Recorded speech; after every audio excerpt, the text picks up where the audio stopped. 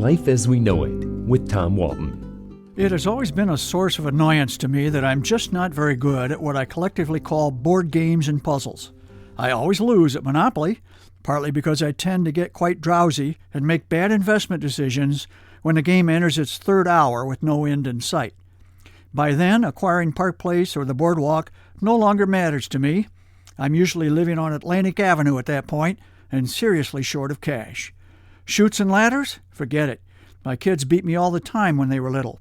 Of course, it's not just me. Now their kids beat them. Battleship? Well, let's just say I'd make a lousy admiral. I usually have lost several of my ships before I locate and sink one of my opponents. Okay, what about Connect 4? No luck there either. Even though I can watch every move my opponent makes when he or she drops another token in a slot, I have no sensible response. I fold like a cheap accordion. But the puzzle game that frustrates me the most is one that is played alone. If you've ever gone to dinner at a Cracker Barrel restaurant, you've seen it. They put one on every table to occupy your mind while you wait for your food. It's a triangular piece of wood, roughly 5 inches on a side, with 14 pegs and 15 holes. You jump one peg over another as you would in checkers. The object is to clear 13 of the pegs, leaving just one. It doesn't matter which hole is left without a peg at the start of the game, or so I thought. Please don't think this is a free commercial for Cracker Barrel. I'm mad at those folks every time I go there.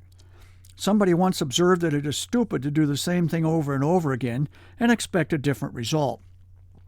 That sums up my battle with the pegs. I sit down to play, armed with the best of intentions, and I always lose because I play the same way every time. Usually I get down to 3 or 4 pegs and suddenly I'm out of moves. I remember the time I actually got down to 2 pegs. I thought I was pretty hot stuff, but the pegs were separated by 2 empty holes. I had no way to win. However, I'm happy to announce I've had an epiphany. Somebody gave me a cheat sheet for this thing, and as a public service, I will share it with you now. Got a pencil? Draw a triangle with 15 little circles, with holes 15 to 11 in the top row left to right. Then holes 10 to 7 left to right in the next row down. Then holes 6, 5, and 4 left to right. Then holes 3 and 2 left to right. Finally, hole 1 at the bottom point of the triangle. And you start the game with no peg in hole number 1. So here's the sequence you need to follow. Number 4 jumps number 2, landing in vacant hole number 1. Then you move 6 to 4, then 1 to 6, then 7 to 2, then 13 to 4, then 10 to 8, then 2 to 7, 7 to 9, then 15 to 13, then 12 to 14, then 6 to 13, then 14 to 12. You should be down to 2 pegs at this point. Finally, move number 11 to number 13, jumping the peg in number 12. Well, unless I've messed up, you did it. Congratulations. But I'm told there are many other ways to solve the puzzle, and that even an 8-year-old can do it.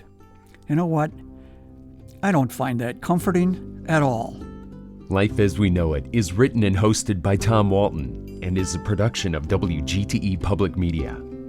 Life as We Know It with Tom Walton can be heard on WGTE FM 91 every Monday afternoon during All Things Considered at 5:44 p.m. Or hear past episodes at wgte.org/life.